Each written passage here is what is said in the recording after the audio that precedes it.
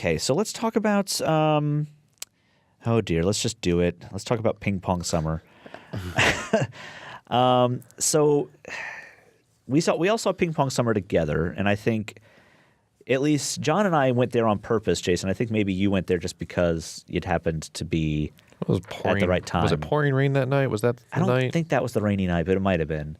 But anyways, what was the reason? Oh yeah, we had intended on going to see The Raid 2, right? And we had a taxi bringing us back, and luckily we actually didn't go see The Raid 2 because that movie actually didn't end up screening the night it was they were supposed to. So yeah, a lot of projector problems at South by this year, and that was actually at the Paramount, so that was their big theater. So anyways, yeah, that was the plan. There was they have buzz screenings, right? So they have slots set aside for like films that are of particular interest. And what happened with this one was it was supposed to play a couple nights before, but the projector broke that night as well. And I think they played it like at way late at night, like midnight or later, right, when they finally got the projector working. But they rescheduled it here, and they called it a buzz screening because that was the slot. So we had looked at this in the catalog and thought, oh, this is going to be a great movie because we want to see it. Read the log line. Yeah, it's like summer 1985 or something. I can't remember what exactly. So the year is 1985. 1985. Rad Miracle is a shy 13-year-old white kid who's obsessed with two things, ping pong and hip-hop. During his family's annual summer vacation to Queen City, Maryland, Rad makes a new best friend, experiences his first real crush, becomes the target of a rich, racist local bully, and finds unexpected mentor and an outcast next-door neighbor.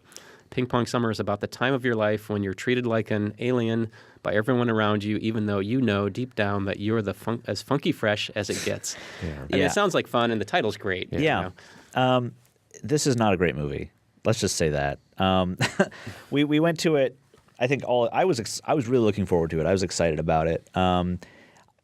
Just from the title, just from the description, I thought it was going to be like sort of goofy fun, like maybe even a little bit of a parody sort of thing of those kinds of movies.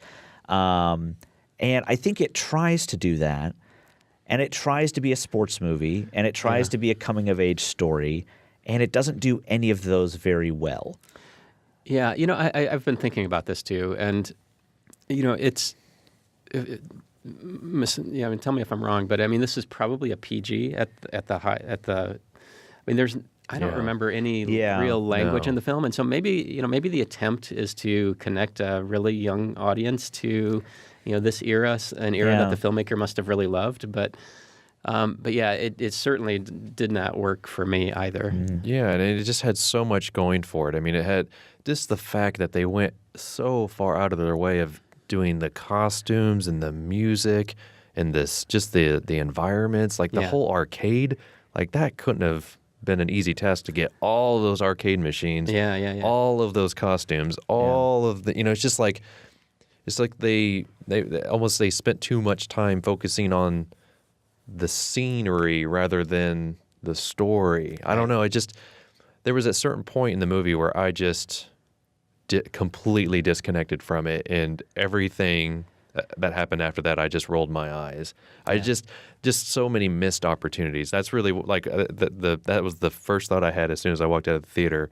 That was that thought. So many missed opportunities because the setup for so much of that stuff was really good. And then it just didn't execute whatsoever. And one thing that I told, I think both of you after we left, is that Susan Sarandon has a ping pong business in New York City, right? Which makes me believe that's why she was either in this movie or champion in this movie, one or the other.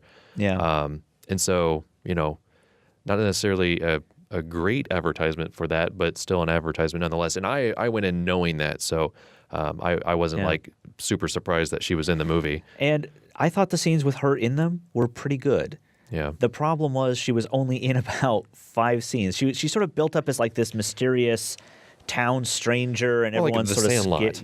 like the Sandlot, mystery. Like, don't go near her house, so you'll get killed or whatever. And then the film almost by accident includes her, and it's like I felt like she should have been the mentor figure from the start, and it just I don't know. Yeah, her introduction as like that mysterious neighbor would have been fine, so long as that sort of mentorship came a little bit early. Yeah, Yeah. it was just a really late opportunity. It wasn't there. until like the last 20 minutes of the film that she actually became a part of the film, other than just like this sort of side character. Right.